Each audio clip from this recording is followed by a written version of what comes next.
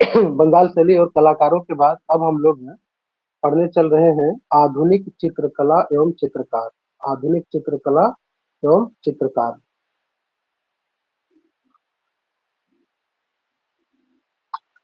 देखिए, आधुनिक चित्रकला से संबंधित और चित्रकार से संबंधित जो सबसे पहले नाम आता है वो आता है राजा रवि वर्मा का।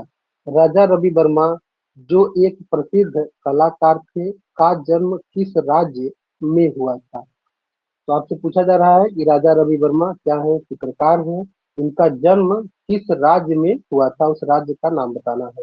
तो राजा रवि वर्मा का जो जन्म होता है वो केरल राज्य में होता है।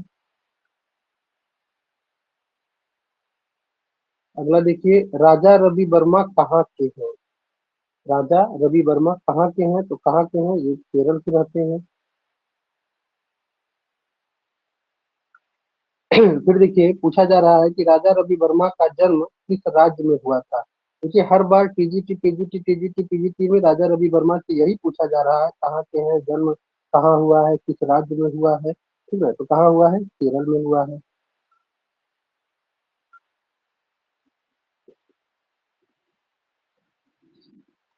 अगला प्रश्न फिर आपसे पूछा जा रहा है कि प्रसिद्ध चित्रकार राजा रवि वर्मा का जन्म कहाँ हुआ था? तो कहाँ हुआ था? केरल में हुआ था। फिर देखिए, वही पूछा जा रहा है, प्रसिद्ध चित्रकार राजा रवि वर्मा का जन्म कहाँ हुआ था? केरल में हुआ था। राजा रवि वर्मा का जन्म 1848 ईस्वी में इस स्थान पर हुआ। किस स्थान पर हुआ, वो स्थान बताना है। अभी तक राज्य पूछा जा रहा था तो केरल हो रहा था, अब स्थान पूछा जा रहा है, जगह का नाम पूछा जा रहा है, तो कहाँ है? किली मन्नूर। किली मन्नूर में 1848 में राजा रवि वर्मा का जन्म होता है। राजा रवि वर्मा जो है भारत के आधुनिक चित्रकारों में गिने जाते हैं। आगे इनसे संबंधित और बहुत सारी बातें मिलेंगी, जैसे कि ये भारत में तैल चित्रण के जन्मदाता भी माने जाते हैं। राजा रवि वर्मा की मृत्यु किस वर्ष में हुई थी? ये भी प्रश्न पूछा गया है 2013 में। तो इनकी मृत्यु जो होती है 1906 में होती है।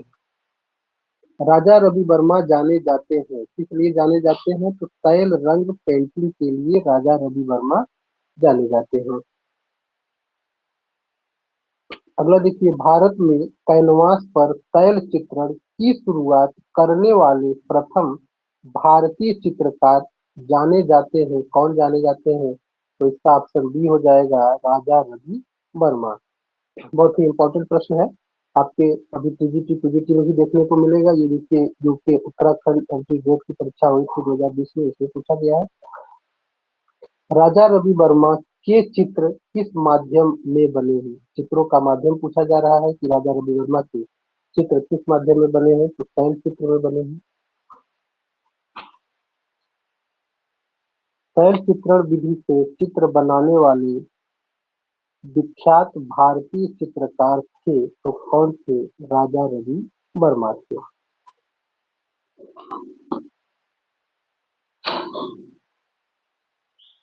अगला देखिए प्रश्न आपके सामने, प्रथम भारतीय चित्रकार जिन्होंने तैल चित्रण में महारत हासिल की, उनका नाम बताइए। प्रथम भारतीय चित्रकार जिन्होंने तैल चित्रण में महारत हासिल की, उनका नाम बताना है आपको। तो राजा रवि वर्मा ऐसे भारत के प्रथम चित्रकार होते हैं जिन्होंने तैल चित्रण में महारत हासिल की, तैल चित्रण की शुरुआत की। तैल विधा में कार्य करने वाले प्रथम भारतीय चित्रकार हैं। आ गया प्रश्न, तैल विद्या में कार्य करने वाले प्रथम भारतीय चित्रकार कौन है? कौन हो जाएंगे? राजा रवि वर्मा हो जाएंगे। भारत की आधुनिक चित्रकला में तैल रंगों का प्रयोग सर्वप्रथम किसने किया था? पूछा आपसे वही जा रहा है, भारत के बारे में, तैल रंग के बारे में सर्वप्रथम किसने किया था? तो इसकी नाम याद रखिए, राजा रवि वर्मा। सभी प्रश्नों का उत्तर मिल जाएगा। भारत में सर्वप्रथम तैल चित्रण करने का श्रेय किस कलाकार को जाता है?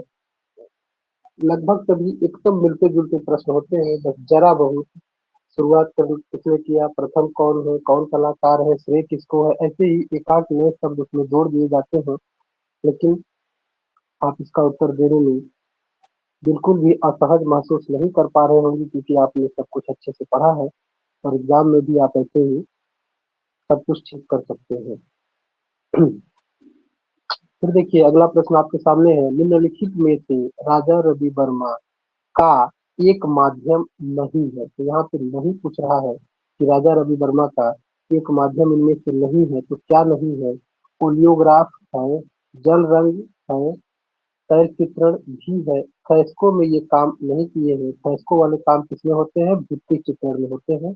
तो राजा रवि वर्मा ने भित्ति चित्रों का निर्माण नहीं किया है। इन्होंने तैल चित्रण में काम किया है। इसके अलावा प्रिंटिंग प्रेस लगवाए थे, ऑडियोग्राफ से चित्रों को छापने का काम किया है।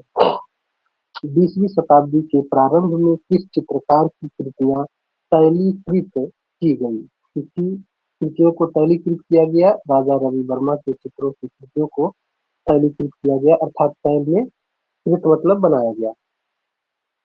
राजा रवि वर्मा किस कला के लिए प्रसिद्ध है? तो राजा रवि वर्मा जो है चित्रकला के लिए प्रसिद्ध होते हैं। विख्यात चित्रकार राजा रवि वर्मा ने तैल चित्रकला सीखी तो किससे सीखी ये आपको बताना है। थियोडोर जेनसन या जॉनसन? थियोडोर जेनसन से उन्होंने चित्रकला की शिक्षा लिया था। उस चित्रकार का नाम बताइए, उस चित्रकार का नाम बताइए जिन्होंने यूरोपीय शैली में भारतीय विषयों पर चित्र बनाए। उस चित्रकार का नाम बताइए जिन्होंने यूरोपीय शैली में भारतीय विषयों पर चित्र बनाए। तो इसके भी राइट आंसर कौन हो जाएंगे? राजा रवि वर्मा। विषय इनके चित्रों के भारतीय थे, रामायण, महाभारत, पौराणिक कथाएं, देवी देवताओं से संबंधित, राजा महाराजा से संबंधित, लेकिन अ, बनाए किसमें है? यूरोपीय शैली में बनाए हैं, तैल माध्यम में बनाए हैं।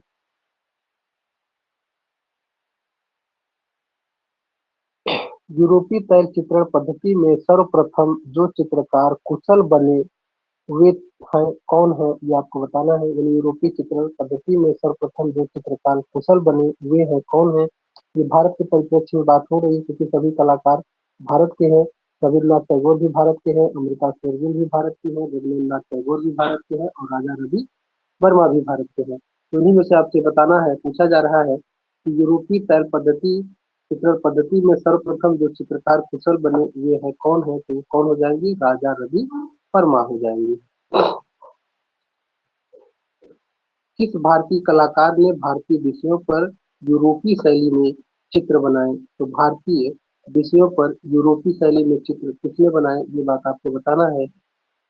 इसका दो ऑप्शन है, लगा दूसरे पेज पे है। अभी आगे बढ़ते हैं।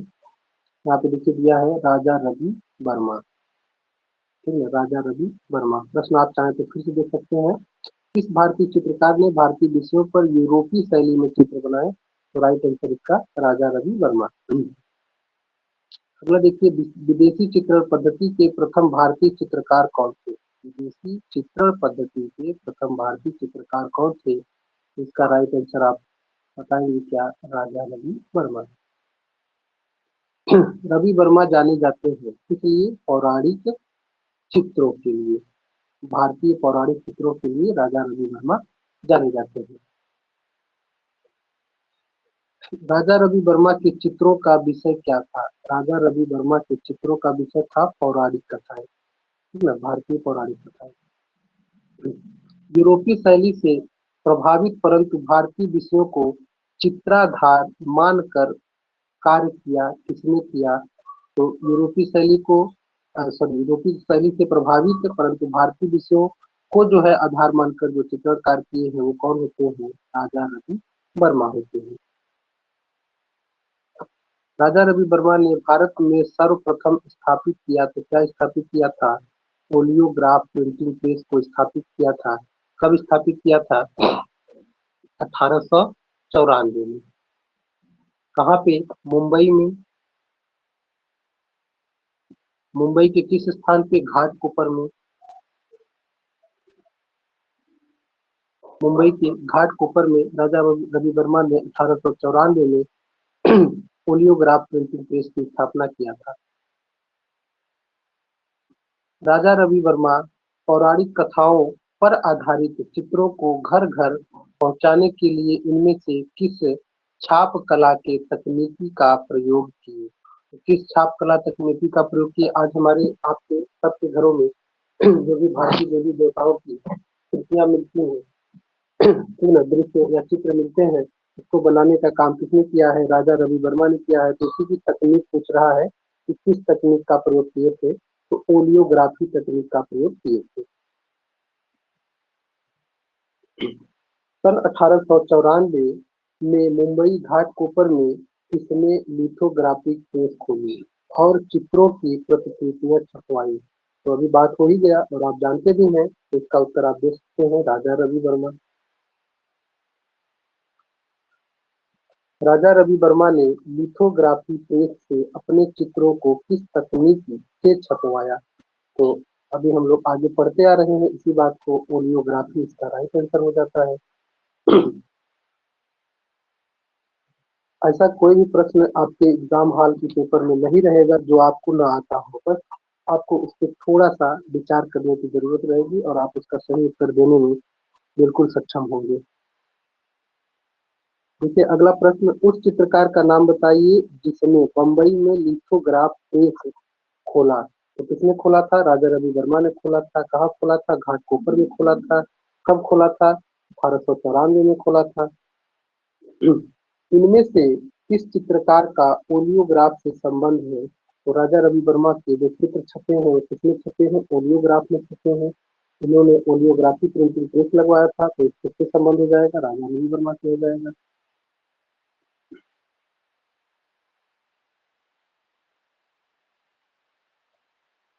ये तो कुछ अलग ही आ गया। चलिए कोई बात नहीं, आगे बढ़ते हैं, दूसरा देखते हैं, यहाँ से मिल जाएगा।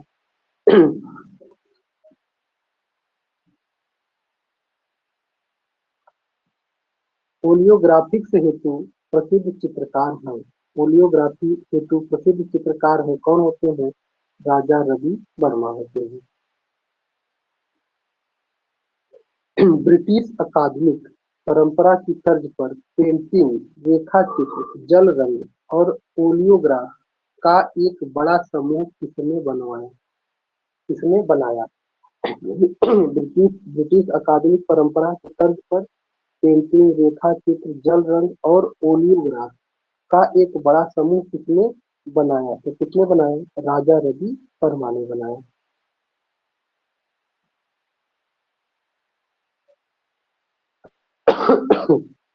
किस चित्रकार के चित्र रंगमंच से युक्त हैं? किस चित्रकार के चित्र रंगमंच से युक्त हैं?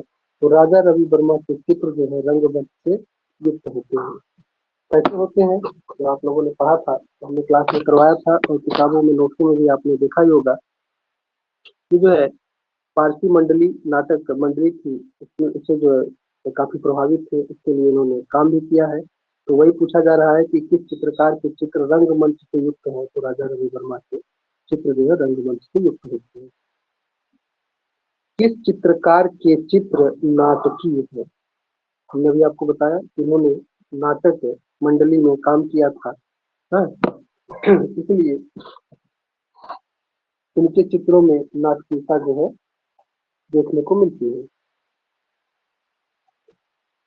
राजा रवि वर्मा द्वारा निर्मित प्रसिद्ध चित्र है श्री राम समुद्र का मर्दन करते हुए। श्री राम समुद्र का मर्दन करते हुए निम्नलिखित में से किस माध्यम में चित्रित किया गया? ये आपको बताना है कि ये जो है चित्र राजा रवि वर्मा के द्वारा जो बनाया गया है श्री राम समुद्र का मर्दन करते हुए, इसका माध्यम क्या है? तो ये आपको बताना है कि कैनवास पर पैन करना। राजा रवि वर्मा भारत में पैन विधा के जन्मदाता होते हैं, पैन चित्रण के लिए जाने जाते हैं। तो इन्होंने कैनवास पर पैन रंग में श्री राम समुद्र का मर्दन करते हुए को निर्मित किया है। किस भारतीय कलाकार के चित्रों की प्रतिलिपि अधिकांश घरों में पाई जाती है? तो सीधा सा सिंपल सा आंसर, राजा रवि वर्मा सभी भारतीय पौराणिक देवी देवताओं को चित्रों में उतारने का काम किसने किया है? उनको रूप आकार देने का काम किसने किया है? राजा रवि वर्मा ने किया है। शकुंतला वियोग किसकी कृति है? शकुंतला वियोग राजा रवि वर्मा की कृति है, राजा रवि वर्मा ने बनाया है। राजा रवि वर्मा के कला गुरु कौन थे? राजा रवि वर्मा के कला गुरु कौन थे? अलागिरि नायडू। अलागिरि नायडू जो है राजा रवि वर्मा के कला गुरु रहते हैं। भारत में और उसके बाद चलचित्र की शिक्षा जो है इन्होंने थियोडोर जॉनसन से लिया था, तो ये भी आप ध्यान रखेंगे। मशहूर चित्रकला शकुंतला के बारे में सही जवाब का चयन करें। तो ये चार जो ऑप्शन दिए हुए हैं, जिनमें से पहला ये ऑप्शन जो आपका लिखा है, पीछे की ओर मुड़कर कांटा हटाने का बहाना करती हुई महिला, वो जो है शकुंतला नामक जो महिला है ना। तो इस तरीके से पीछे की ओर मुड़कर कांटा हटाने का बहाना करते हुए महिला को जो है दिखाया गया है शकुंतला नामक चित्र में। शकुंतला किसका प्रसिद्ध चित्र है? तो शकुंतला राजा रवि वर्मा का प्रसिद्ध चित्र रहता है। हंस दमयंती के चित्रकार हैं। हंस दमयंती के चित्रकार हैं कौन है? राजा रवि वर्मा है। हंस और दमयंती, हंस दमयंती के चित्रकार राजा रवि वर्मा रहते हैं। रंगरसिया फिल्म किस चित्रकार के जीवन पर बनाई गई है? रंगरसिया फिल्म राजा रवि वर्मा के जीवन पर बनाई गई है। आप लोगों ने देखा होगा और नहीं देखा होगा तो एक आध बार देख भी सकते हैं। नई फिल्म रंगरसिया निम्न में से किस कलाकार के जीवन पर आधारित है? तो राजा रवि वर्मा का जीवन चरित्र इसमें जो है दिखाया गया है। इसमें रंगरसिया फिल्म राजा रवि वर्मा के जीवन पर आधारित चलचित्र का नाम है क्या है? रंगरसिया है। इसे हर बार अलग अलग परीक्षाओं में पूछा जा रहा है, कभी उत्तराखंड में, कभी राजस्थान में, कभी आपके जीआईसी में, कभी जो है यूपी के पीजीटी पीजीटी में। राजा रवि वर्मा के बारे में गलत कथन सुने। इसमें गलत बताना है कि राजा रवि वर्मा के बारे में गलत कथन क्या है, वो आपको बताना है। उन्होंने मराठी महिलाओं को अपने आदर्शों के रूप में प्रस्तुत किया, ये बात तो बिल्कुल सही है। वह बॉम्बे प्रगतिशील समूह के सदस्य थे, ये बात गलत है। राजा रवि वर्मा जो है किसी भी कला समूह के सदस्य नहीं थे। उन्होंने मुद्रण छापाखाना प्रेस की स्थापना की, ये भी बात सही है। उनकी मृत्यु 1906 में हुई, ये भी बात सही है। तो यहाँ पे हमसे प्रश्न में पहले ही पूछ रहा है कि गलत कथन का चयन करें, तो यही बात गलत है, यानी इसका राइट आंसर डी हो जाएगा। राजा रवि वर्मा की कृतियों का संग्रह गुजरात के इस संग्रहालय में है। आपको बताना है कि राजा रवि वर्मा के चित्रों का संग्रह गुजरात के इस संग्रहालय, मतलब ये जो चार जिले हैं इसमें से किस संग्रहालय में है? तो महाराजा फतेह सिंह म्यूजियम जो कि बड़ोदरा में है, ठीक है। यहाँ पे राजा रवि वर्मा के चित्रों का संग्रह है, यानी यहाँ पे राजा रवि वर्मा के चित्र सुरक्षित रखे गए हैं। रवि वर्मा के चित्र का सबसे बड़ा संग्रह कहाँ है? रवि वर्मा यानी वही राजा रवि वर्मा के चित्र का सबसे बड़ा संग्रह कहाँ है? तो सालार जंग संग्रहालय जो कि हैदराबाद में है। सालार जंग संग्रहालय हैदराबाद, यहाँ पे सबसे ज्यादा चित्र राजा रवि वर्मा के रखे गए हैं। इसके अलावा चित्रा आर्ट गैलरी त्रिवेंद्रम में भी रखे गए हैं, प्रिंस ऑफ वेल्स म्यूजियम में भी रखे गए हैं। अभी हमने पढ़ा जो है बड़ोदरा में भी रखे गए हैं। लेकिन यहाँ पे सबसे बड़ा संग्रह पूछ रहा है, सबसे ज्यादा सबसे बड़ा, तो कहाँ आप बताएंगे? सालार जंग संग्रहालय हैदराबाद में। असित हल्दर किस आर्ट कॉलेज के प्रिंसिपल थे? असित हल्दर यानी असित कुमार हल्दर किस आर्ट कॉलेज के प्रिंसिपल थे? अवनींद्रनाथ के चार स्तंभों में से एक असित कुमार हल्दर भी रहते हैं, और ये जो है कहाँ पे? लखनऊ कला विद्यालय में प्राचार्य के रूप में नियुक्त हुए थे। कब हुए थे? 1925 में हुए थे। तो असित कुमार हल्दर जो है कहाँ के प्रिंसिपल थे, किस आर्ट कॉलेज के? तो लखनऊ के हो जाएंगे। कला एवं शिल्प महाविद्यालय लखनऊ, इसी लखनऊ के कला विद्यालय का नाम भी याद रखिए। कला एवं शिल्प महाविद्यालय लखनऊ के पहले भारतीय प्राचार्य थे, तो कौन थे? तो पहले भारतीय प्राचार्य यहाँ पे असित कुमार हल्दर ही होते हैं, असित कुमार हल्दर होते हैं। असित कुमार हल्दर या हलदार किस कला एवं शिल्प महाविद्यालय के प्राचार्य थे? तो अभी दो तीन प्रश्नों में हमने पढ़ ही लिया, लखनऊ के थे। असित कुमार हल्दर प्राचार्य थे, कहाँ के प्राचार्य थे? तो आप इसमें देख लीजिए, ऑप्शन नंबर बी में लखनऊ लिखा हुआ है, ठीक है। Lucknow school of art and craft ये जो है प्रथम भारतीय प्राचार्य रहते हैं अशोक कुमार हल्दर। निम्नलिखित समकालीन कलाकारों में से बंगाल शैली का प्रभाव किस पर सर्वाधिक रहा? ठीक है, बंगाल शैली के बहुत सारे कलाकार होते हैं, लेकिन अवनींद्रनाथ टैगोर के प्रमुख चार स्तंभ रहते हैं, जिनमें से नंदलाल बोस, देवी प्रसाद राय चौधरी, देवी प्रसाद राय मूर्तिकार हो जाएंगे। चलिए, नंदलाल बोस, असित कुमार हलदार, शैलेंद्र नाथ डे और छितेंद्र नाथ मजूमदार। ठीक है।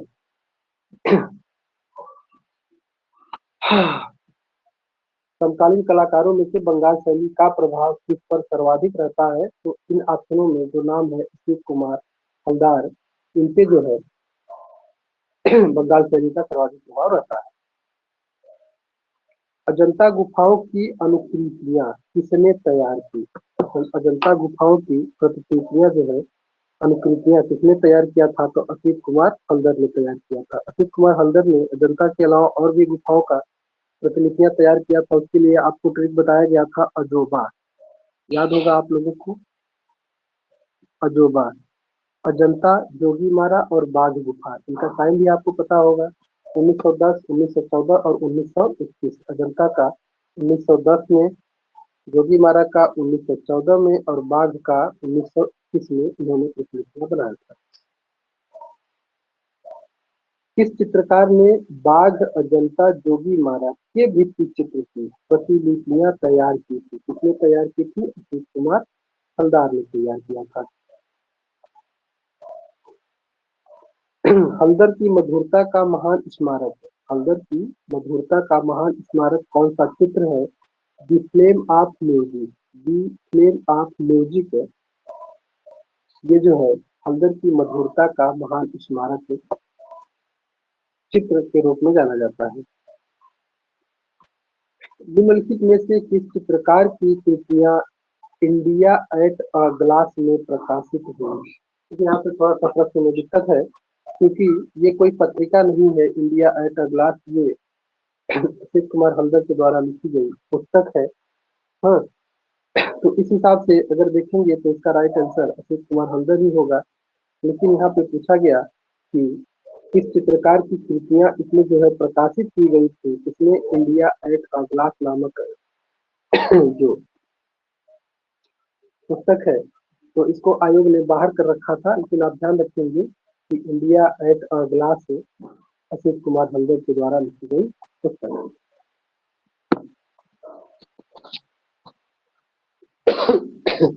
असित हल्दर जाने जाते हैं, असित हल्दर जाने जाते हैं, वैसे तो ये मूर्ति कला के भी क्षेत्र में काम किए हैं, कवि भी रहे हैं, लेकिन मुख्य रूप से ये आधुनिक चित्रकार के रूप में जाने जाते हैं।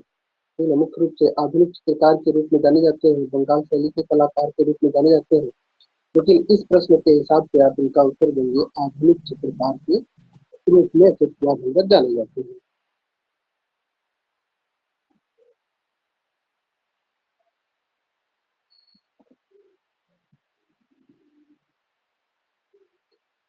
हाँ, दूसरा प्रश्न देखिए, के एस कुलकर्णी की कला में पाए जाते हैं, क्या पाए जाते हैं? प्राकृतिक दृश्य, ग्राम्य जीवन के दृश्य, ये आपका राइट आंसर हो जाएगा, ग्राम्य जीवन के दृश्य।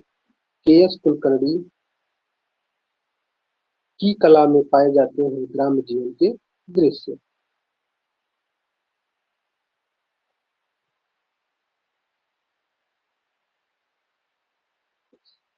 के एस कुलकर्णी का जन्म बेलग्राम कर्नाटक में हुआ। ये किससे संबद्ध थे, यानी संबंध थे? के एस कुलकर्णी का जन्म बेलग्राम कर्नाटक में हुआ था, लेकिन इनका संबंध पूछ रहा है कि कहाँ से रहा है, किससे रहा है। तो आप ध्यान रखेंगे, काशी हिंदू विश्वविद्यालय वाराणसी का जो चित्रकला विभाग है, ठीक है, उससे इनका संबंध है रहा है। के एस कुलकर्णी का काशी हिंदू विश्वविद्यालय में बीएससी वाराणसी से। निम्नलिखित में से दिल्ली में स्थित त्रिवेणी कला संगम की स्थापना किसने की थी? तो के एस कुलकर्णी ने, ठीक है, के एस कुलकर्णी ने दिल्ली में जो त्रिवेणी कला संगम है इसकी स्थापना किया था। आप लोग इसकी और ध्यान रखिएगा कि जहाँ भी खेत की जरूरत पड़ती है, कोई स्थापना हुआ है, डेट वो पूछा जाता है या दिया रहता है तो उसको भी आप ध्यान रखेंगे, क्योंकि कई बार यही पूछ लेगा, डेट ही पूछ लेगा और आगे हो सकता है पूछा भी है, तो इसलिए जो है आप इसको भी, डेट को भी थोड़ा सा ध्यान रखने का काम करेंगे। प्रोफेसर के एस कुलकर्णी किस कला संस्था से जुड़े रहे? प्रोफेसर के एस कुलकर्णी किस कला संस्था से जुड़े रहे? तभी बात हुआ, इससे वाराणसी के बीएचयू से जुड़े हुए थे, संगीत एवं ललित कला महाविद्यालय बीएचयू वाराणसी।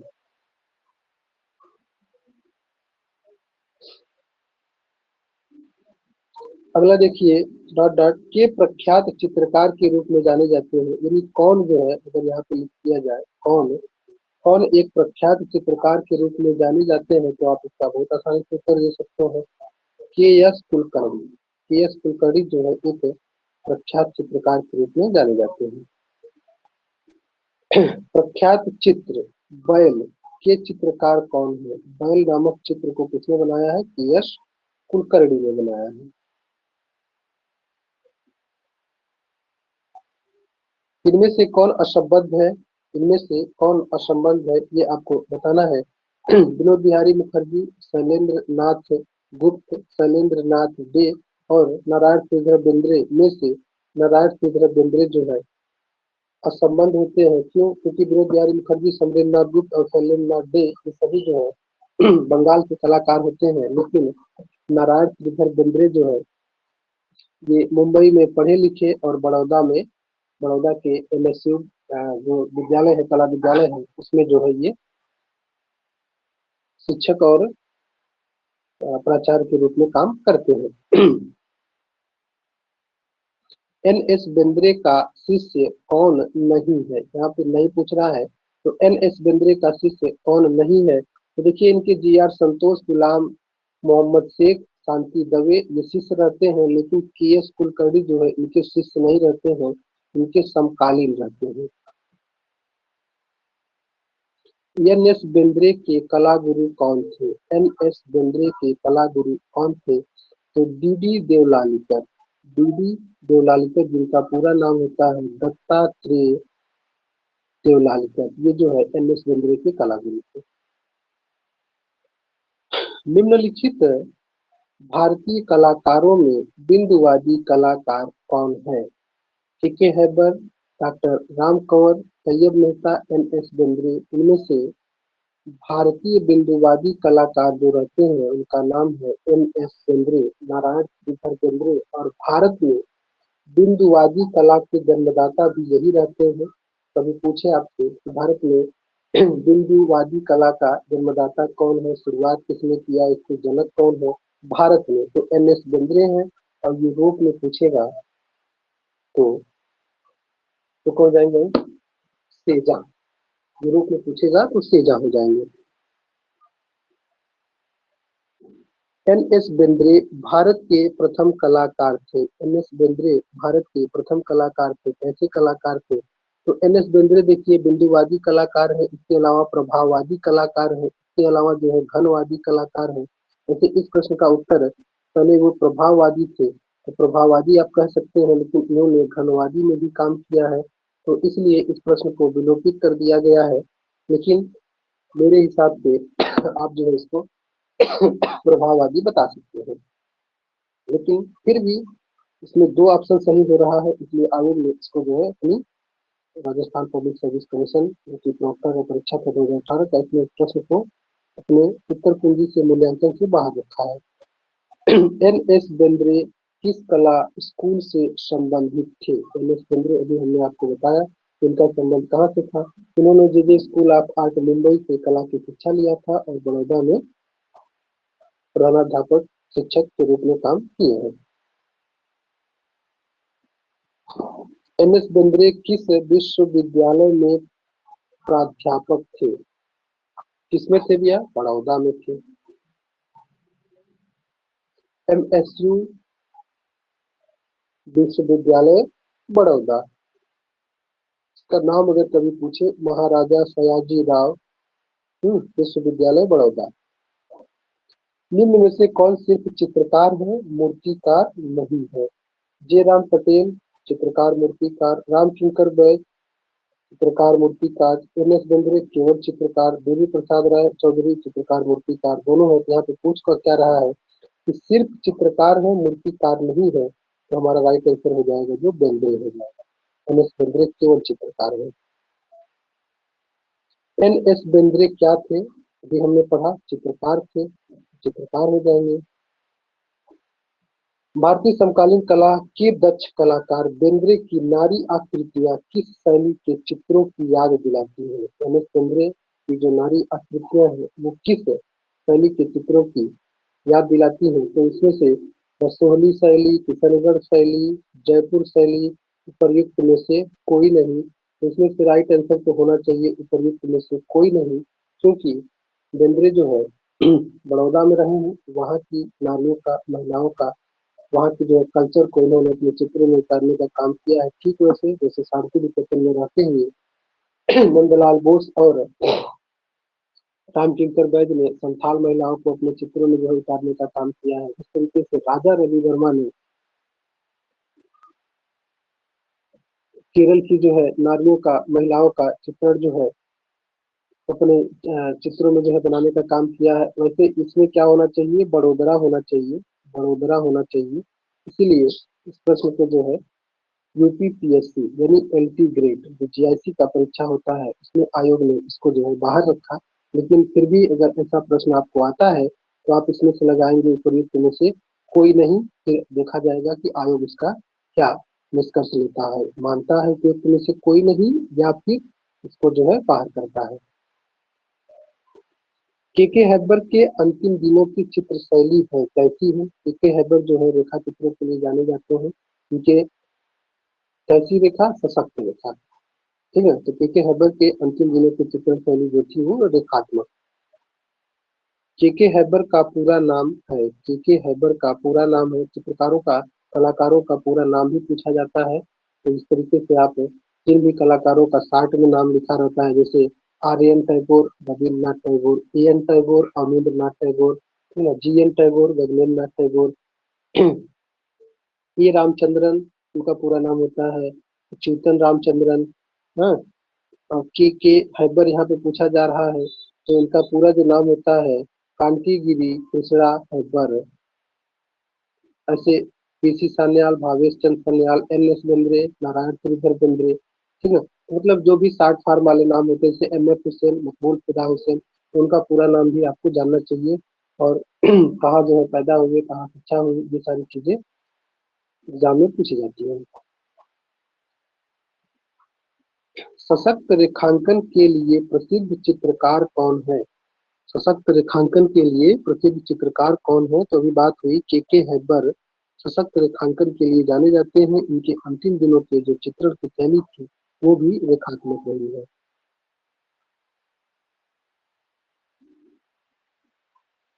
चित्र है मुर्गे की लड़ाई। मुर्गे की लड़ाई प्रसिद्ध चित्र किस कलाकार का है, तो के हैबर ने मुर्गे की लड़ाई नामक चित्र को बनाया है, ये इनका प्रसिद्ध चित्र है। बांग्लादेश का जन्म शीर्षक चित्र किसके द्वारा बनाया गया है। बांग्लादेश का जन्म शीर्षक चित्र किसके द्वारा बनाया गया है, तो के हैदर के द्वारा बनाया गया है बांग्लादेश का जन्म शीर्षक।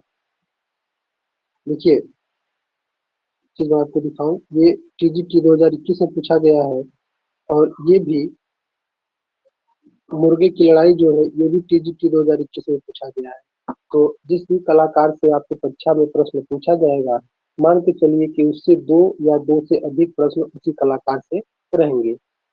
दो या दो से अधिक प्रश्न उसी कलाकार से आपके एग्जाम में रहेंगे। हर बार का ऐसा टेक्निक रहता है। जैसे राजा रवि वर्मा से कोई प्रश्न पूछा जाएगा, अगर एक प्रश्न आपको मिल गया तो दूसरे किसी प्रश्न में भी आपको राजा रवि वर्मा देखने को मिलेंगे। चलिए आगे बढ़ते हैं। वो एग्जाम हॉल में आप जब पेपर करते रहेंगे तो वहाँ खुद समझ जाएंगे, देख लेंगे, आप चलने तो जान जाएंगे कि हम क्या जो है बता रहे थे और क्या आप समझ पाएंगे। भारतीय कला की प्रेरणा सर्वप्रथम अमृता शेरगिल को कहाँ से मिली। भारतीय कला की प्रेरणा सर्वप्रथम अमृता शेरगिल को कहाँ से मिली, तो अजंता एलोरा की चित्रों में, ठीक है, अजंता एलोरा के चित्रों से अमृता शेरगिल को प्रेरणा मिली थी?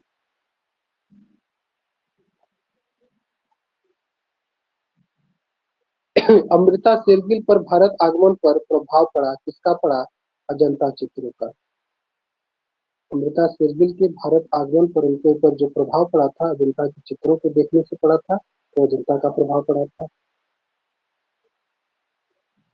भारत में अमृता शेरगिल की इनमें से किस चित्रकृति को डाक टिकट के रूप में प्रकाशित कर सम्मानित किया? ठीक है, भारत सरकार ने यानी भारत ने अमृता शेरगिल का कौन सा ऐसा चित्र है, कृति है, जिसको डाक टिकट पर प्रकाशित किया है या छापा है, ये बात आपको बताना है। तो देखिए, आरपीएससी यानी राजस्थान पब्लिक सर्विस कमीशन 2022 से पूछा गया है। हील वुमेन, हील वुमेन, इनका जो पर्वतीय महिलाएं या हील वुमेन नामक अमृता शेरगिल का जो चित्र है, इसी को भारत सरकार ने डाक टिकट पे प्रकाशित किया या छापा है। अमृता शेरगिल ने चित्रकला की शिक्षा पाई तो कहाँ से पाई? तो अमृता शेरगिल ने चित्रकला की शिक्षा कहाँ से लिया था? पेरिस से लिया था।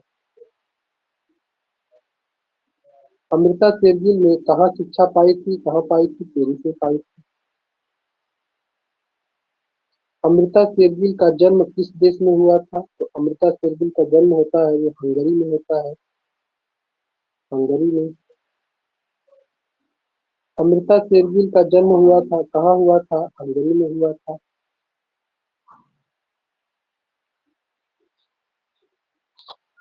निम्नलिखित में से कौन भारतीय महिला चित्र कला का जन्म हंगरी देश में हुआ था? ऑलरेडी पूछ लिया है और हंगरी दे भी दिया है। ठीक है, भारतीय महिला चित्र कला या चित्रकार का जन्म हंगरी देश में हुआ था, किसका हुआ था? अमृता शेरगिल का हुआ था। अमृता शेरगिल की माँ थी, अमृता की शेरगिल, सॉरी, अमृता शेरगिल की माँ थी, कहाँ की थी आपको बताना है।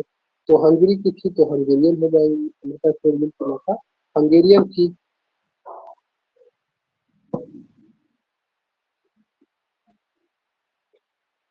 अमृता शेरगिल की मृत्यु किस शहर में हुई थी? अमृता शेरगिल की मृत्यु लाहौर में हुई थी।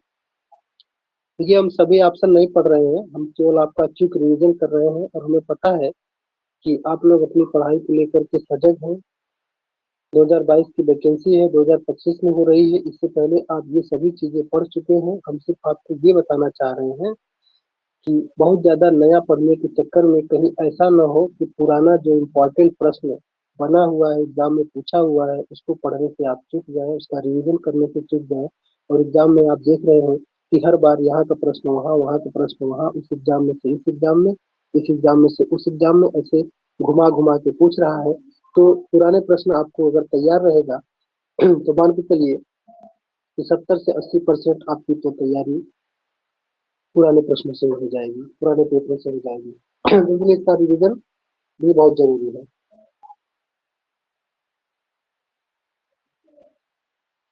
अमृता शेरगिल के चित्रों में किस भावना की झलक अधिक दिखाई पड़ती है? तो अमृता शेरगिल के जो चित्र बने हैं इसमें दुख का, विषाद का, ठीक है, ये सब चीजों को बनाया गया है। किसका बना है? विषाद का।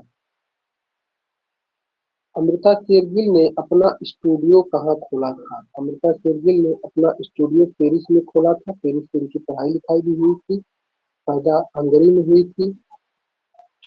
भारतीय विषयों को पाश्चात्य शैली में किसने चित्रित किया? एक तो राजा रवि वर्मा के बारे में हम लोगों ने देखा इस ऑप्शन में, मतलब इन सभी ऑप्शन में राजा रवि वर्मा का तो नाम है नहीं, ठीक है। तो भारतीय विषयों को पाश्चात्य शैली में किसने चित्रित किया है? तो राजा रवि वर्मा के बाद अमृता शेरगिल ऐसी कलाकार है, भारतीय कलाकार है, जिन्होंने भारतीय विषयों को पाश्चात्य शैली में चित्रित करने का काम किया है। भारतीय विषयों को पाश्चात्य शैली में किसने चित्रित किया है? अमृता शेरगिल ने किया है। वह कौन सा आधुनिक भारतीय चित्रकार है जिसके चित्रों में पाश्चात्य संयोजन एवं यथार्थवाद का प्रभाव है या दिखाई देता है? वह कौन सा आधुनिक भारतीय चित्रकार है जिसके चित्रों में पाश्चात्य संयोजन एवं यथार्थ का प्रभाव दिखाई देता है। तो इसका भी राइट आंसर क्या हो जाएगा, अमृता शेरगिल। अमृता शेरगिल के कार्य को किसने प्रोत्साहित किया? अमृता शेरगिल के कार्य को किसने प्रोत्साहित किया? तो देखिए, अमृता शेरगिल जो है पाल गोंगवा को काफी पसंद करती थी, उनके चित्रों को काफी पसंद करती थी। पाल गोंगवा अमृता शेरगिल को प्रोत्साहित करते थे। तो इसका राइट आंसर क्या हो जाएगा, पाल गोंगवा। पाल गोंगा या पाल गोंगा। अमृता शेरगिल किस चित्रकार से प्रभावित थी? वही बात पूछा जा रहा है, पाल गोंगा।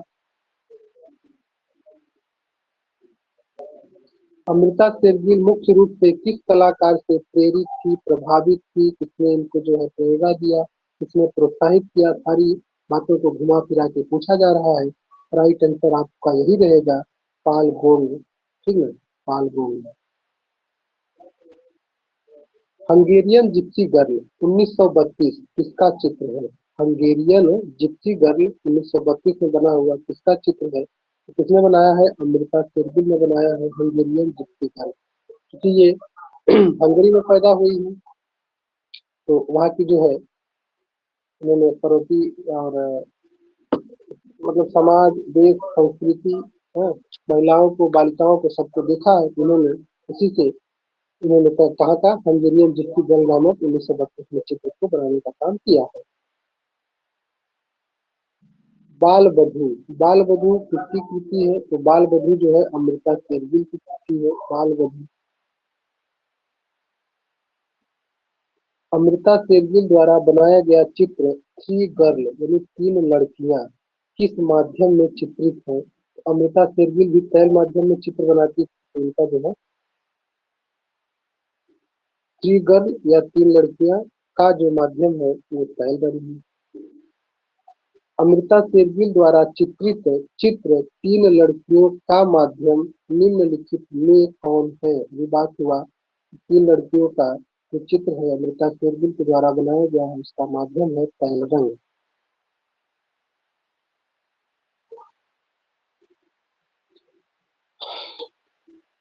छितेंद्रनाथ मजूमदार, छितेंद्रनाथ मजूमदार की चित्रण शैली को निम्न में से कौन संज्ञा दी जाती है? तो छितेंद्रनाथ मजूमदार जो है बंगाल शैली के कलाकार होते हैं, अनिलनाथ के कलाकार होते हैं, अनिलनाथ के शिष्य होते हैं और इनका संबंध जो है इलाहाबाद विश्वविद्यालय से रहता है।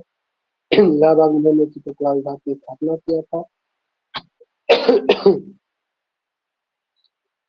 तो ये किसमें काम करेंगे? जल रंग वास्तु पद्धति में। बंगाल शैली के कलाकार हैं, अनिंद्रनाथ के शिष्य हैं, तो उन्हीं का प्रभाव इनके ऊपर रहेगा, उनकी शिक्षा दीक्षा रहेगी।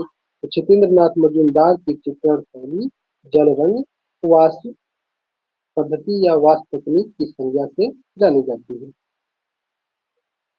छितेंद्रनाथ मजूमदार तकनीकी में सिद्ध हस्त थे, तो किस तकनीकी में सिद्ध हस्त थे? तो वास्तु तकनीकी में सिद्ध हस्त थे। इसमें वास्तु तकनीकी में। जल क्या है? जल जो है माध्यम है। जल और तेल ये सब क्या होते हैं? माध्यम होता है। तो यहाँ पे तकनीक पूछ रहा है, तो तकनीक क्या होती है? ये वाष्प पद्धति, टेम्परा पद्धति, फ्रेस्को पद्धति, ठीक है, ये सभी क्या होती है? तकनीक होती है। छितेंद्रनाथ मजूमदार नामक प्रसिद्ध चित्रकार के कला गुरु कौन थे? तो छितेंद्रनाथ मजूमदार के कला गुरु कौन थे? अवनींद्रनाथ ठाकुर या टैगोर, इनके जो है कला गुरु थे। इलाहाबाद विश्वविद्यालय में चित्रकला विभाग की स्थापना किस चित्रकार ने की थी? तो छितेंद्रनाथ मजूमदार ने इलाहाबाद विश्वविद्यालय की स्थापना की थी। छितेंद्रनाथ मजूमदार किस विश्वविद्यालय में शिक्षक थे? तो इलाहाबाद विश्वविद्यालय में छितेंद्रनाथ मजूमदार क्या थे? शिक्षक थे।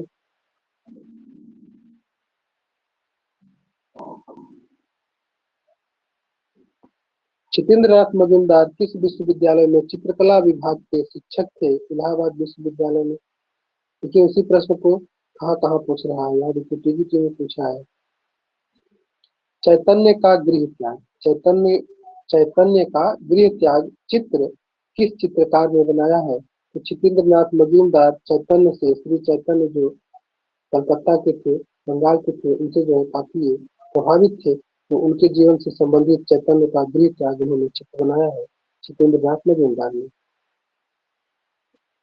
चैतन्य का गृह परित्याग, अभी गृह त्याग था, यहाँ पे पद जोड़ दिया, परित्याग कर दिया। का चित्र किसने बनाया था? तो जितेंद्र नाथ मजूमदार ने बनाया था। बंगाल शैली के एक चित्रकार जो सच्चे वैष्णव जन की भांति अपने चित्रों में राधा कृष्ण का ही अंकन करते रहे, वे हैं कौन है? तो सच्चे वैष्णव कलाकार कौन है? जो बंगाल शैली के हैं और जिन्होंने अपने चित्रों में राधा कृष्ण का ही चित्रांकन किया है। ऐसे कलाकार का नाम होता है जितेंद्र नाथ मजूमदार। इनको संत कलाकार, वैष्णव कलाकार, ठीक है, के भी रूप में जाना जाता है। जितेंद्र नाथ मजूमदार को कहा जाता है, क्या कहा जाता है? संत चित्रकार कहा जाता है। प्रभु हरिदास अंतिम अवस्था में, प्रभु हरिदास अंतिम अवस्था में चित्रित किया है। किसने चित्रित किया है? जितेंद्र नाथ मजूमदार ने चित्रित किया है प्रभु हरिदास अंतिम अवस्था में नामक चित्र को। बंगाल स्कूल के चित्रकार का नाम बताइए। इनमें से राजा रवि वर्मा है नहीं, रविन्द्रनाथ है नहीं, रविन्द्रनाथ है नहीं, तो बंगाल स्कूल के कलाकार कौन है? जितेंद्र नाथ मजूमदार है। क्यों? क्योंकि ये रविन्द्रनाथ टैगोर के शिष्य है, वास्तविकी के जो है सिद्धहस्त कलाकार है। जितेंद्र नाथ मजूमदार किस स्कूल के कलाकार थे? तो बंगाल स्कूल के कलाकार थे। बंगाल से स्कूल का मतलब शैली, ठीक है, स्कूल का मतलब आप शैली कर लेंगे तो समझ जाएंगे। बंगाल शैली के कलाकार थे। एम एफ हुसैन यानी मकबूल फिदा हुसैन मध्य प्रदेश के किस शहर के हैं?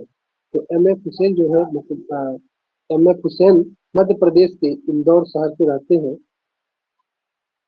रहते हैं का मतलब चलिए कहानी बता देते हैं। इनका जन्म सोलापुर पंढरपुर में होता है, लेकिन उनकी माता का देहांत हो जाने के बाद उनके पिताजी उनको लेकर के इंदौर चले आते हैं और इंदौर से ही इनकी प्रारंभिक जो है शिक्षा दीक्षा होती है।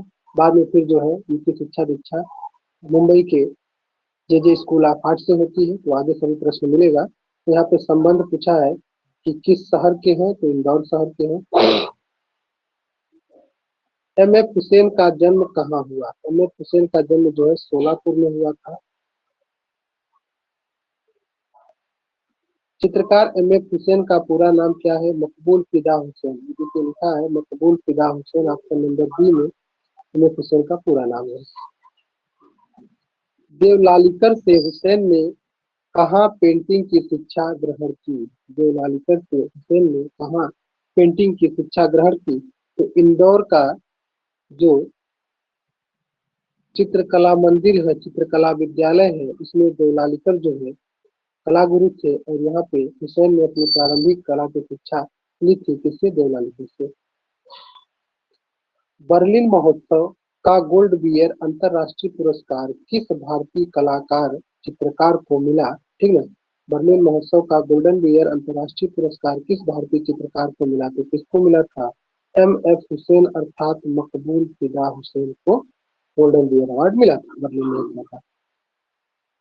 उस चित्रकार का नाम बताइए जिसका निधन दुबई में हुआ। खतरनाक प्रश्न है। उस चित्रकार का नाम बताइए जिसका निधन दुबई में हुआ। तो आपको मैं बताऊं कि इनमें से जितने भी लोगों का नाम दिया गया है, इनमें से कोई नहीं होगा। दुबई में किसी का जो है निधन नहीं हुआ था, तो इनमें से कोई नहीं होगा। लेकिन राजस्थान पब्लिक सर्विस कमीशन के प्रवक्ता की इस परीक्षा में इसका right answer M F Husain माना गया है। ठीक है, एम एफ हुसैन माना गया है। फिर भी ये विवादित प्रश्न रहेगा। क्यों? क्योंकि हम आप सभी जानते हैं, सभी किताबों में लिखा है कि एम एफ हुसैन का जो मृत्यु होता है वो लंदन में होता है। ठीक है, लंदन में होता है। अब आयोग मान लिया है तो मान लिया है, तो इनमें से कोई नहीं होना चाहिए इसका उत्तर, लेकिन आयोग ने एम एफ हुसैन को माना है, ऐसा आप ध्यान रखेंगे। एम एफ हुसैन का निधन कहाँ हुआ था? लंदन में हुआ था। इसमें अगर कहीं देना होता, देखिए टीजीटी का एग्जाम है 2013 का यूपी का, अगर इसमें देना होता तो यहाँ कहीं दुबई ऑप्शन में लिखा होता, लेकिन दुबई में तो हुआ ही नहीं था, तो दुबई क्यों लिखेगा? अर्थात अगर ये प्रश्न आपके यूपी टीजीटी में पूछता है तो इसका उत्तर आप देंगे, क्या देंगे? इनमें से कोई नहीं, क्योंकि दुबई में किसी का नहीं हुआ था। ये राजस्थान का है, राजस्थान ने अपना एमएफ हुसैन माना है, ये बात की बात है।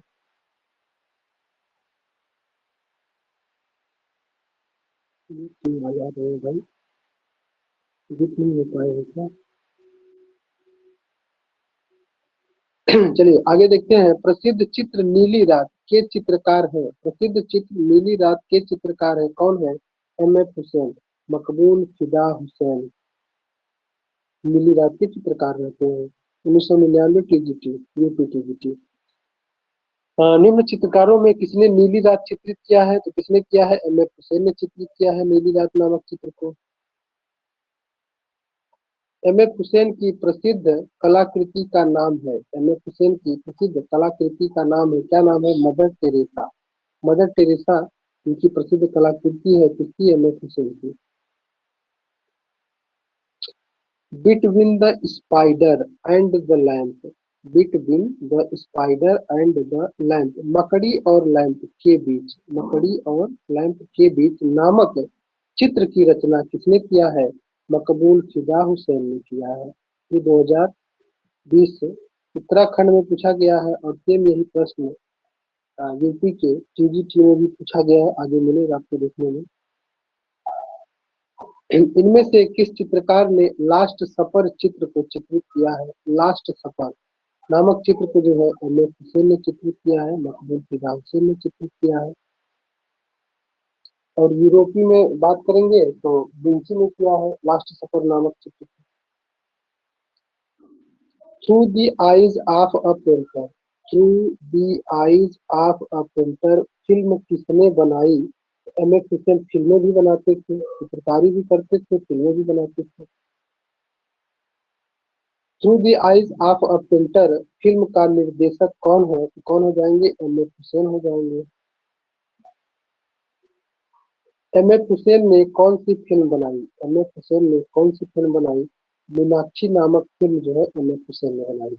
मीनाक्षी, थ्रू द आईज भी और आपको मिलेगा। जैसे गजगामनी फिल्म किस कलाकार ने बनाई है? तो एमएफ हुसैन ने बनाई है। जमीन का कलाकार, प्रसिद्ध चित्र है जमीन, जमीन का कलाकार है, कौन है? एमएफ हुसैन, एमएफ हुसैन जो है जमीन नामक चित्र को बनाए हैं। प्रसिद्ध चित्र जमीन किसका बनाया हुआ है? एमएफ हुसैन का बनाया हुआ है। किस प्रसिद्ध चित्रकार ने फिल्में भी बनाई? यानी प्रसिद्ध चित्रकार है और उसने क्या किया? फिल्में भी बनाई है। तो एमएफ हुसैन नामक प्रसिद्ध चित्रकार ने फिल्में भी बनाई है। एमएफ हुसैन प्रसिद्ध है, किस लिए प्रसिद्ध है? घोड़ा चित्रों के लिए। एमएफ हुसैन का जो चित्र प्रसिद्ध है, या एमएफ हुसैन जो प्रसिद्ध है घोड़ा चित्रों के लिए, जो घोड़े का चित्र खूब बनाते थे। चित्रकार एमएफ हुसैन की किन आकृतियों को उनकी पहचान के साथ जोड़ा जाता है? किसके लिए? घोड़े के लिए। घोड़े का चित्रकार किसे कहा जाता है? एमएफ हुसैन को कहा जाता है। एमएफ हुसैन को मनमौजी कलाकार भी कहा जाता है। कभी मन में आए तो चित्रकारी करेंगे, कभी मन में आए तो पिक्चर बनाएंगे, कभी मन में आए तो सिर्फ जितनी हीरोइने हैं उन्हीं का पिक्चर बनाने लगेंगे, कभी घोड़ों का चित्र बनाने लगेंगे। इनको मनमौजी कलाकार कहा जाता है। भारत माता किसने चित्रित किया? भारत माता चित्र को किसने चित्रित किया? वैसे तो सभी जानते हैं इस चित्रकार आए कहीं पर, मतलब इसे पूछा जाए तो अवनींद्रनाथ टैगोर सब बताएंगे, लेकिन ऑप्शन में यहाँ पे अवनींद्रनाथ टैगोर है नहीं, तो इसका मतलब और भी किसी ने बनाया है। तो किसने बनाया है? हुसैन ने बनाया है, मकबूल फिदा हुसैन, एमएफ हुसैन ने भारत माता नामक चित्र को बनाया है। विंसेंट, सॉरी विंसेंट आ रहा है, किसने पेंट किया था, क्या किया था? लैंप और मकड़ी, क्योंकि 2004 में टीवी में पूछा है। किसने पेंट किया था? लैंप और मकड़ी, यानी किसका चित्र है? लैंप और मकड़ी। कौन हो जाएंगे? एमएफ हुसैन हो जाएंगे, एमएफ हुसैन। कौन सा एमएफ हुसैन का चित्र है? इसमें से बताना है कौन सा एमएफ हुसैन का चित्र है। तो अभी आगे भी हम लोगों ने पढ़ा था मदर टेरेसा, मदर टेरेसा नामक चित्र किसका है? एमएफ हुसैन का है। मदर टेरेसा सीरीज किसकी रचना है? एमएफ हुसैन की रचना है। ये भी देखिए टीजीटी में पूछा गया है, 2 बार पूछा गया है, 2005 में और 2013 में।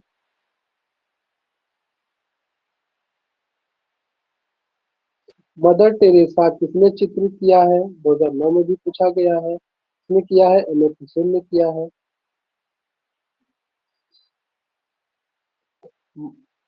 अच्छा, अगला प्रश्न आता है कौन समकालीन चित्रकार एक फिल्म स्टार के चित्रों की श्रृंखला बना रहे हैं? अब तो नहीं है, अभी गुजर चुके हैं, लेकिन जब पूछा गया था 2004 में, उस समय ये बना रहे थे। कौन बना रहे थे? एम.एफ. हुसैन बना रहे थे।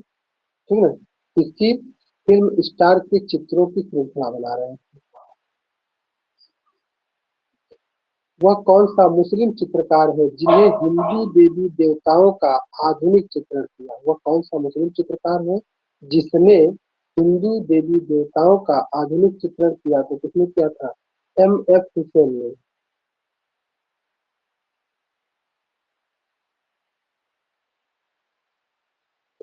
भारत के एकमात्र कलाकार जिनके चित्र पिकासो के साथ प्रदर्शित हुए थे, तो किसके चित्र पिकासो के साथ प्रदर्शित हुए थे?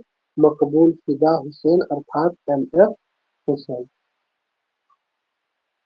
भारत के किस कलाकार को पिकासो के बराबर माना जाता है? तो एम.एफ. हुसैन को पिकासो के बराबर माना जाता है, क्योंकि इनके चित्र इनसे मिलते जुलते कह सकते हैं, या उनके साथ प्रदर्शित किए गए थे, इसलिए जो है इनको पिकासो के बराबर माना जाता है। एम.एफ. हुसैन द्वारा निर्मित महाभारत श्रृंखला के चित्रों का सतह क्या है? एम.एफ. हुसैन द्वारा निर्मित महाभारत श्रृंखला के चित्रों का माध्यम या सतह, सतह पूछ रहा है, धरातल। सतह का मतलब धरातल। धरातल या सतह क्या है? 2021 का प्रश्न है। आयोग ने पहले कैनवास माना, फिर लकड़ी के फलक मान लिया, फिर लास्ट में इसका राइट आंसर कैनवास किया। कैनवास किया, ये कागज किया, मतलब कुछ तो उन्होंने उलट फेर किया था, लेकिन आप याद रखेंगे कैनवास। एम.एफ. हुसैन द्वारा निर्मित महाभारत श्रृंखला के चित्रों का जो सतह है वो क्या है? कैनवास। हाँ, किस कलाकार ने अपना करियर सिनेमा पोस्टर और कट आउट पेंटर के रूप में आरंभ किया था? किस कलाकार ने अपना करियर सिनेमा पोस्टर और कट आउट पेंटर के रूप में आरंभ किया था? एम.एफ. हुसैन अर्थात मकबूल फिदा हुसैन। इसके राइट आंसर लगाएंगे। प्रोग्रेसिव आर्टिस्ट ग्रुप से संबंधित है। प्रोग्रेसिव आर्टिस्ट ग्रुप से संबंधित है, कौन है? एम.एफ. हुसैन है। अभी आगे हम कराएंगे आप लोगों को किसी वीडियो में, लेकिन मैं अभी से आपको आगाह कर देता हूँ कि आप लोग जितने भी कला विद्यालय हैं, जितने भी कला संगठन हैं, जितने भी संग्रहालय हैं, जो चीजें इम्पोर्टेंट है जिनको आप जानते हैं, उनका जगह के साथ साथ उनका डेट भी आप याद रखेंगे, कब स्थापना हुआ, किसने खोज किया। हाँ, इस तरीके से डेट भी आप याद रखेंगे। जैसे प्रोग्रेसिव आर्टिस्ट ग्रुप की अगर बात किया जाए, इसकी स्थापना जो है कब हुई है, तो संबंधित कलाकार तो एम.एफ. हुसैन हुए, ठीक है। इसकी स्थापना जो है कब हुई थी? इसी को पैक ग्रुप भी बोलते हैं। इसी को पैक ग्रुप भी बोलते हैं। पैक ग्रुप की स्थापना कब हुई? तो ये जो है आप ध्यान रखेंगे। आइए अगला प्रश्न देखते हैं। Sorry, MF. हुसैन को किस कलाधारा के लिए प्रमुख रूप से जाना जाता है? इनको आधुनिक चित्रकार के रूप में, आधुनिक कलाधारा के रूप में जाना जाता है। एम.एफ. हुसैन ने हाल ही में 100 करोड़ रुपए का सौदा किया है, किसके साथ किया है? स्वरूप श्रीवास्तव। स्वरूप श्रीवास्तव के साथ उन्होंने 100 करोड़ रुपए का सौदा किया चित्र बनाने के लिए। मैसूर व बनारस हिंदू विश्वविद्यालय से डॉक्टरेट यानी डॉक्टर की मानद उपाधि किसको मिली? मैसूर से और बी.एच.यू बनारस से डॉक्टर की उपाधि, मानद उपाधि मतलब डॉक्टरी पढ़ते नहीं है, डॉक्टरी को मतलब पीएचडी वगैरह इस तरीके से नहीं करते हैं, लेकिन इनको जो है मानद उपाधि दी जाती है उनके कार्यों को देख करके। तो किसको मिला था? मकबूल फिदा हुसैन को मिला था, एम.एफ. हुसैन को दिया गया था। मेरा गला बहुत ही खराब है, जुकाम जुकाम हुआ है, शायद इसकी वजह से बोलने में भी दिक्कत हो रही है, आवाज में भी काफी चेंजिंग हुआ होगा। थोड़ा सा मैं तेज भी बोलने का प्रयास किया हूँ, लेकिन फिर भी अगर आप लोगों को समझ में आया होगा तो ठीक है, नहीं तो एक बार फिर से आप इस क्लास को देख लीजिएगा। उम्मीद करते हैं कि प्रश्न आपको हेल्पफुल रहे होंगे। तो आज के लिए इतना ही, फिर जो है कल की क्लास में करवाते हैं। पढ़ते रहिए, मस्त रहिए, सभी लोगों को बाय बाय।